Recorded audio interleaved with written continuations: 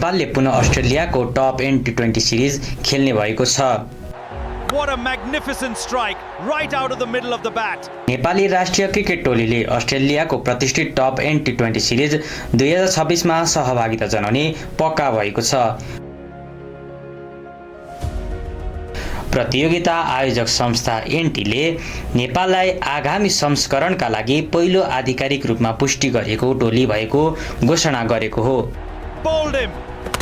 Absolute perfection and the stadium has gone wild. प्रतियोगिता अस्ट्रेलियाको डार्बिनमा आगामी अगस्त 20 देखि 30 तारिकसम्म हुने बताइएको छ। नेपालको सहभागिताले टप एन्ड टी20 सिरिजको अन्तर्राष्ट्रिय आकर्षणलाई थप मजबुत बनाउने अपेक्षा गरिएको छ। अस्ट्रेलियाको घरेलु क्रिकेट संरचनाभित्र महत्त्वपूर्ण मानिने यस प्रतियोगितामा बिग ब्यास लिग बीबीएलका विभिन्न टोली, एकाडेमी पक्ष तथा अन्तर्राष्ट्रिय खेलाडीहरू पनि सहभागी हुने गर्दछन्। प्रतियोगिता अस्ट्रेलियाको विन्टर क्रिकेट होमका रूपमा परिचित डार्बिनमा आयोजन हुँदै आएको छ। गत संस्करणमा नेपालले पहिलो पटक टप एन्ड टी20 सिरिज खेलेको थियो।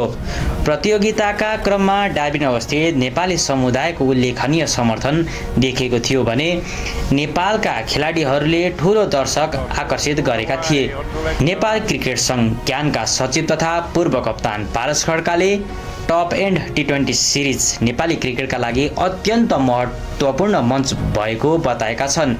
उनका अनुसार गत वर्षको सहभागिताले नेपाली क्रिकेटलाई अन्तर्राष्ट्रिय स्तरमा राम्रो पहिचान दिलाएको थियो।